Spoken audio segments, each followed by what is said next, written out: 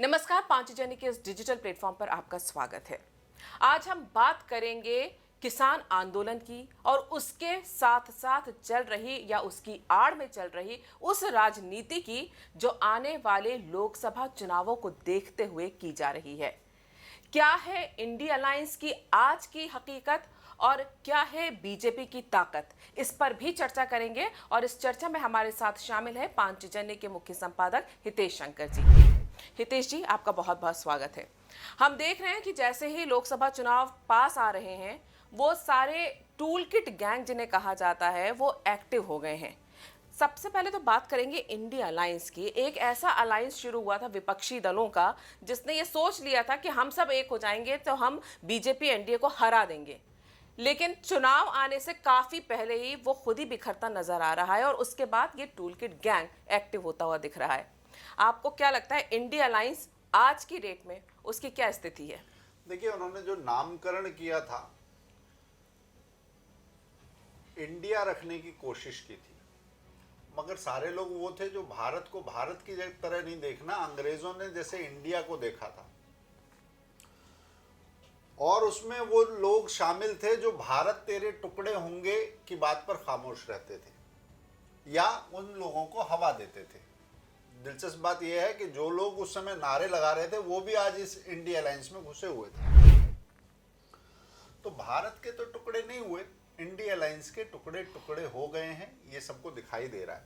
चाहे हम पश्चिम बंगाल की बात करें, जो कांग्रेस के युवराज हैं, और ये जो गठजोड़ था उसका सबसे बड़ा चेहरा बनने की जो उतावली थी, उसे ममता बनर्जी ने वो रथ रोक दिया है। राहुल गांधी की जो सभाओं की बात करें या फिर अधीर रंजन के उस समय के जो बयान थे, अधीर रंजन जी के बयान, वो गठबंधन में एक बेचैनी उसने पैदा की। और फिर ममता बनर्जी जिस टेंट्रम के लिए, जिस गुस्से के लिए जानी जाती हैं, उन्होंने उसी शैली में बता दिया कि आपका स्थान कहां पर है।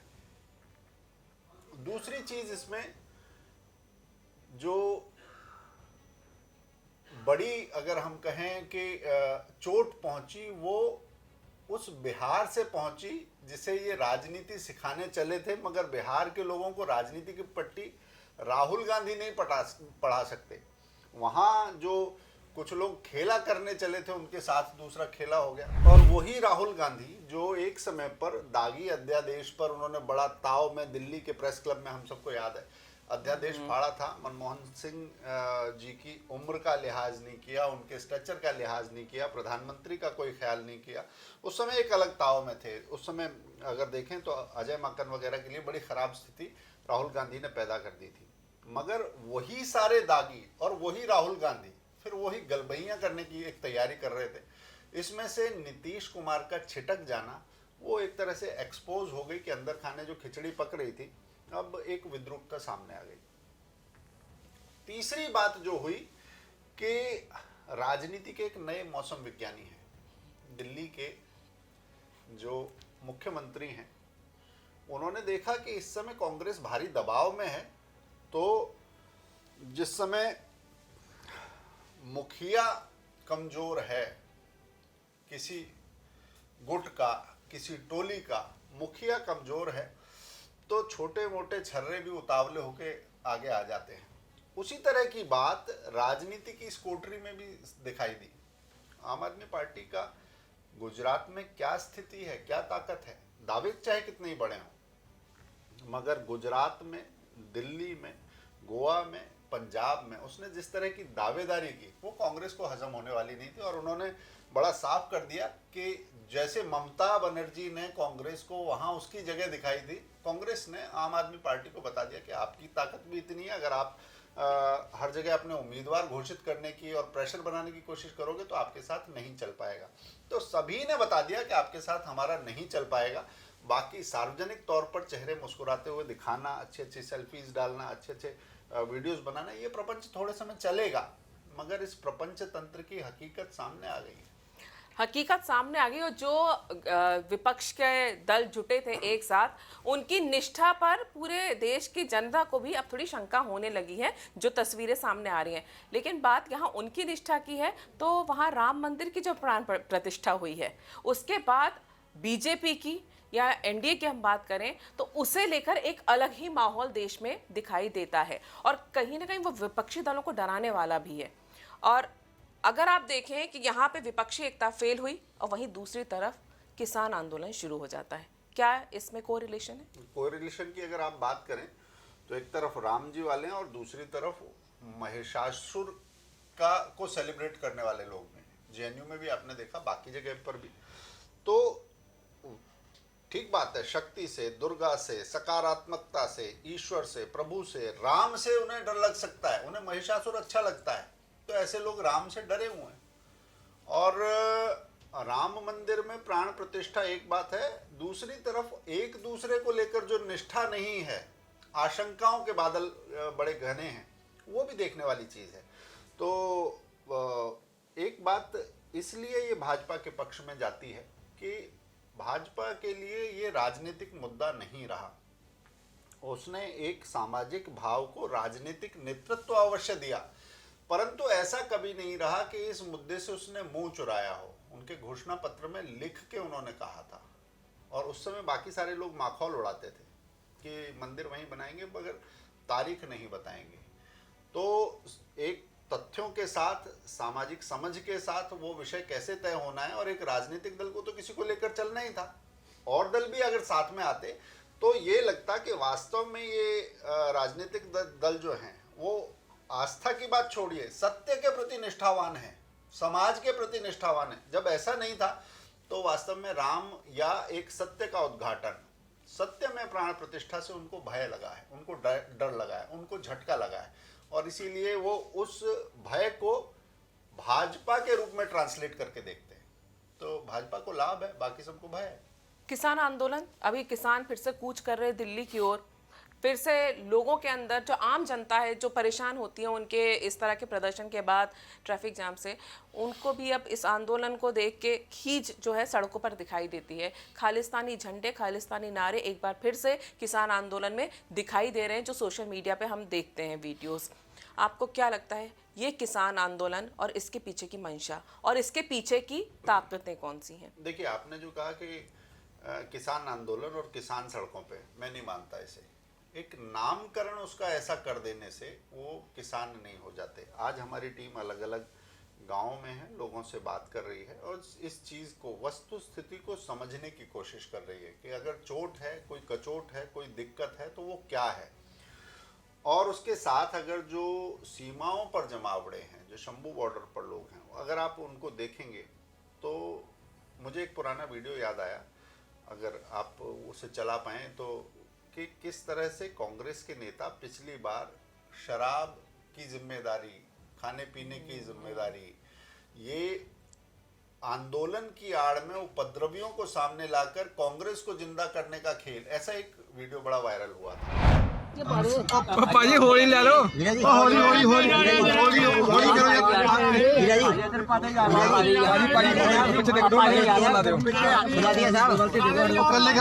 नहीं बोतलें यार उत्ते दे नहीं है पाजी, सारे पानी नहीं। उधर उधर लंगर लेट शुरू होंदा। हाँ जी हाँ जी। कितने बजे? 6 बजे। पाजी यार पा दे इधर भी, पाजी इधर यार अभी रही नहीं, क्यों दवाई दे दो जने पाजी बना दो, निकल पा दो पाजी सारे बता नहीं के पापा। फिर मैं कहूँगा एक और वीडियो अगर आप चला सकें, ट्विटर पर था, जिसमें एक व्यक्ति ट्रैक्टर्स में किस तरह से शराब की बोतलें, देसी विदेशी शराब की बोतलें, कोई तो फंड कर रहा होगा, कोई तो इस पूरे प्रपंच के पीछे खड़ा होगा। तो वो ताकतें कौन सी बोतलें निकल रही है, शराब के नशे में ट्रैक्टरों को चलाया जा रहा है। पुलिस सामने खड़ी होकर समझाती रही, उन्हें रोकने की कोशिश की जा रही है। ना मीडिया कर्मियों को देखा जा रहा है, ना आम लोगों को देखा जा रहा है। और ये देखिए, एक नहीं पूरे के पूरे गत्ते हैं। ये देखिए पूरे के पूरे गत्ते। इसमें देशी शराब भी है, इसमें नमकीन भी रखा गया है, अंग्रेजी शराब की बोतलें भी शामिल हैं। और इन गद्दों के नीचे न जाने क्या क्या छिपा कर रखा गया होगा। क्या ये आंदोलनकारी थे? क्या ऐसे ही किसानों का आंदोलन होता है? क्या इसी तरह के आंदोलन को करने के लिए सरकार से और पुलिस से अनुमति मांगी गई थी? ये तस्वीरें बहुत चौंकाती हैं, बहुत हैरान करती हैं कि किसानों के आंदोलन में ये कैसे लोग घुस आए थे जिन्हें अपने देश की चिंता नहीं है, अपने देश की कानून व्यवस्था की चिंता नहीं है। मजबूरन पुलिस ने 15 मिनट तक मेरी आंखों के सामने उन्हें समझाया। मुझे लगता है ये बहुत क्यूरेटेड एक्सरसाइज है और बाकी राजनीतिक विश्लेषकों की बजाय इसके बारे में जरा सैम पित्रोदा से बात करनी चाहिए, क्योंकि शायद उनके पास ज़्यादा जानकारी होगी। एक अंतर्राष्ट्रीय तंत्र को सक्रिय करने का उनका अपना अलग तरीके का अनुभव है, और अंतर्राष्ट्रीय तंत्र जब सक्रिय होता है तो कुछ चित्र भी हमारे दिमाग में कौंधते हैं। मुझे पिछले चुनाव के समय का एक चित्र नहीं भूलता। कैम्ब्रिज एनालिटिका एक एक्सरसाइज की गई थी और उस कंपनी के दफ्तर में कांग्रेस के पोस्टर लगे हुए थे। तो एक कंपनी जो प्रचार का, प्रपंच का औजार उपलब्ध कराती है, मंच उपलब्ध कराती है, उस तरह की एल्गोरिदम्स पर काम करती है, वो कांग्रेस का पोस्टर वहां क्या कर रहा था? क्या उसके लिए भुगतान हुआ था? और अगर भुगतान हुआ था तो कंपनी विदेशी थी, कांग्रेस देशी एक पार्टी है, तो वहां की मुद्रा में हुआ था, यहाँ की मुद्रा में हुआ था, किसने मीडिएट किया था, इसके बारे में जानकारी बाकी राजनेताओं को नहीं होगी, मगर ये सारी बारीकियां बड़े नेताओं से पूछनी चाहिए, कांग्रेस के नेताओं से। दूसरी चीज जो है कि एक कोविड के पैरेलल रेफरेंडम 2020 की तैयारी पहले से थी कि पूरे यूरोप में जो दूतावास हैं उनके बाहर हम बैलेट बॉक्स लगवाएंगे और रायशुमारी के नाम पर भारत पर दबाव बनाएंगे। वो तो कोविड आया इसलिए वो पीछे हट गए, मगर वो एक फंड अपनी जगह पर था, एक एक्सरसाइज अपनी जगह थी। भारतीय लोकतंत्र को हिलाने, झकझोरने की कवायद जो थी वो उसकी तैयारी पहले से थी। अब फंड वहाँ से रिलीज हो गया ऐसा लगता है, और जब पैसा जारी हो गया है तो जिन्होंने बिल फाड़ने उन्होंने थोड़ा दिखावा भी करना है। किसान तो हमें खेत में मिल रहे हैं, सड़कों पर ये जो लोग हैं जिन्हें खेती की परवाह नहीं, मुझे नहीं याद पड़ता कि किसान को अपने खेत से ज़्यादा किसी चीज़ की चिंता होती है, मगर ये सारे लोग महीनों बैठे रहते हैं वहाँ पर। नाच गाने होते हैं, पार्टियाँ होती हैं और बर्बरताएं ऐसी होती हैं कि लोगों को रौंद दिया जाता है, ट्रैक्टर नचाए जाते हैं, लोगों के हाथ काट दिए जाते हैं। ये वास्तव में किसान नहीं हो सकते ऐसे लोग। किसानों का नाम लेकर किसानों को बदनाम करने वाला एक उपद्रव जरूर है, एक जमावड़ा जरूर है, जिसके पीछे राजनीति उस मौके पर आके खड़ी हो गई है जिस समय दुनिया का सबसे जीवंत लोकतंत्र अपने सबसे बड़े पर्व की दहलीज पर है। उस समय कुछ लोग ये छल कपट करने के लिए आ गए, ऐसा ज़्यादा लगता है। मैं आज भी किसानों से मिला हूँ, उन्होंने बताया अगर उनकी कोई बात है तो आज की बात नहीं है। यही कांग्रेस थी जो लाल बहादुर शास्त्री जी ने जो जय जवान जय किसान का नारा दिया था, और यही कांग्रेस है जो बदली और एमएसपी पर इनका सदन में जवाब क्या था उसके बारे में बोलने का मुझे लगता है कि आज कांग्रेस के पास कोई नैतिक आधार नहीं है। और इसी तरह से जो लोग आए हैं उनके पास खेती किसानी का कितना अनुभव है पता नहीं, मगर फॉरेन फंडिंग का अनुभव है ऐसा दिखाई देता है। इस बार राज्य विशेष से ही किसान, कथित किसान हैं जो आ रहे हैं, उसके पीछे की वजह, पिछले बार जो किसान आंदोलन था उसमें उन्होंने दावा किया था कि देश भर के किसान हैं, लेकिन इस बार तो सिर्फ पंजाब हरियाणा की तरफ ही दिख रहे हैं। देखिए, पंजाब की स्थिति देख के कई बार दुख होता है। एक समय था कि जब पंजाब की कहानी, पंजाब की जवानी, पंजाब की समृद्धि, इसकी चर्चा सब जगह होती थी, मगर आज आप भटिंडा की तरफ चले जाइए, वहाँ ऐसी दुर्दशा है, ऐसी बीमारियां हैं, एक कैंसर की ट्रेन चलती है वहाँ से। क्या हुआ उस पंजाब की जवानी को? आज बार बार कीटनाशक के स्प्रे करने पर भी फसल नहीं बचती है। क्यों? क्योंकि पूरा शिफ्ट, कनाडा का एक चार्म, विदेश का एक चार्म, वहाँ जाना, वहाँ की बातें, तो अपनी खेती किसानी को, अपनी परंपराओं को बर्बाद करने का एक कुचक्र वहाँ पर चला कि जहाँ पर मिलेट्स हो सकते हैं वहाँ पर कपास बोने की जिद है, नकदी फसलों की जिद है। पुरखों ने मना किया, लोगों ने मना किया, मगर वो जो जिद है वो उस कैंसर वाली ट्रेन तक ले गई है भटिंडा को। आप कभी अगर विशेषज्ञों की बात करेंगे, मैं विशेषज्ञों के साथ उस क्षेत्र का मैंने दौरा किया है।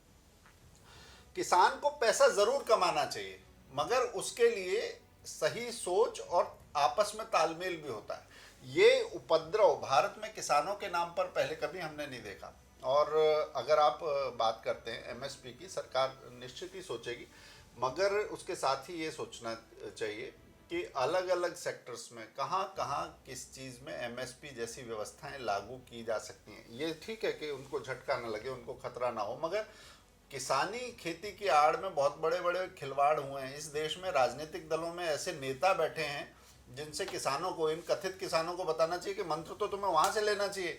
वो फलाने नेताजी हैं, वो अपने गमले में गोभी उगा के करोड़ों की फसल कर देते हैं, तो किसानों के लिए एमएसपी नहीं, वो उन वाले नेताजी का दामन पकड़ना चाहिए ना, अगर वास्तव में है तो। मतलब वो खेती किसानी के नाम पर खिलवाड़ करने वाले नेता भी हैं और खुराफात करने वाले उपद्रवी भी हैं, पीछे राजनीति का एक पैसा भी है। ये एक लेकिन बहुत बड़ी चुनौती पहले भी थी जब पिछली बार किसान आंदोलन हुआ केंद्र सरकार के लिए, और तीनों कानून वापस ले लिए गए सरकार के द्वारा। अब इस बार फिर से वही माहौल बनाने की कोशिश की जा रही है। पिछले बार जो अराजकता हमने देखी थी, बॉर्डर से लेके और लाल किले तक किसानों के नाम पर जो हंगामा हुआ था, उसमें जो केंद्र सरकार का रोल था वो काफ़ी डिफेंसिव था।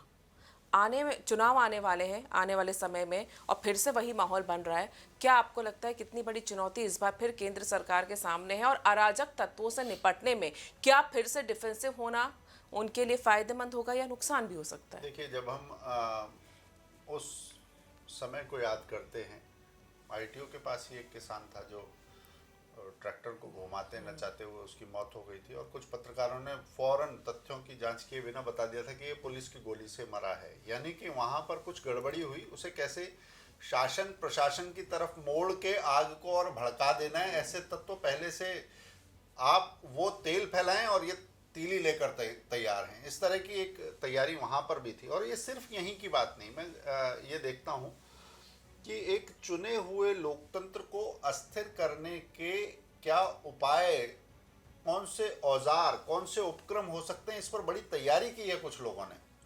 अगर आप देखें तो इलेक्टेड डेमोक्रेसी को डिस्टेबलाइज करने के लिए ये जैसे हमने जमावड़े देखे, लोगों को रोक लगाना देखा, ये सारी चीज़ें पश्चिम एशिया में पहले कई बार हुई हैं। BLM के नाम पर, ब्लैक लाइव मैटर्स के नाम पर, ये अमेरिका में हुआ है। उसके बाद में कैपिटल हिल में आपने देखा है, भारत में भी आपने देखा है।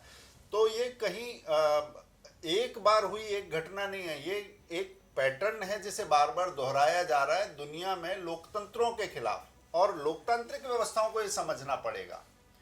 BLM की अगर बात करें तो BLM में ब्लैक लाइव मैटर की जो बात करते हैं, मैं कहता हूं कि ये ऑल लाइव मैटर की बात क्यों नहीं होनी चाहिए डेमोक्रेसी में। किसी के रंग के आधार पर बात नहीं कर सकते, उसके जेंडर के आधार पर बात नहीं कर सकते। अभी जो हम किसानों की बात कर रहे हैं, सब किसानों की बात होनी चाहिए। पंजाब के किसानों में ऐसा उद्रेक, ऐसा बेचैनी क्यों दिखाई दे रही है, इसको भी जरा थोड़ा सा इसका विवेचन समझदार लोगों को करना चाहिए। तो ये राजनीति उसके पीछे जो खड़ी हुई है वो सामने आ जाएगी। आम आदमी पार्टी का एक बयान है जो किसानों पर अगर पुलिस सख्ती हुई है तो राजनीतिक बयान आ जाता है, मगर वही लोग किसी व्यक्ति को 50 मीटर तक घसीट के ट्रैक्टर से मार देते हैं, रौंद देते हैं, पुलिस वाले को वो भी तो उसके लिए कोई बयान नहीं आता। मीडिया की बात होती है, अधिकार की अभिव्यक्ति की बात होती है, मगर मीडिया के उन्हीं लोगों के सिर फाड़ दिए जाते हैं। उस समय ये राजनीतिक दल जो ये सिलेक्टिव साइलेंस है, चुनिंदा चुप्पियां जो हैं, ये बताती हैं कि इसके पीछे कुछ राजनीतिक मंशाओं की फसल है, किसानों की फसल नहीं है। इसलिए लगता है कि एक छल प्रपंच का खेल पैरेलली, समानांतर तौर पर खेला जा रहा है। वो खेती किसानी में किसानों की छवि को भी धूमिल कर रहा है और शासन प्रशासन के लिए चुनौती भी पैदा कर रहा है। एक बहुत बड़ी चुनौती है, खासतौर से केंद्र सरकार के लिए, शासन प्रशासन के लिए। लेकिन अगर इस चुनौती से सफलतापूर्वक वो नहीं निपट पाते हैं तो इसका नुकसान भी वही भुगतेंगे, और अगर सफलता से निपट जाते हैं तो जो सच्चाई है इस आंदोलन के नाम पर खड़े किए गए बखेड़े की, वो जनता के सामने आ ही जाएगी। आपने पूरी जानकारी दी, इसके लिए बहुत बहुत धन्यवाद।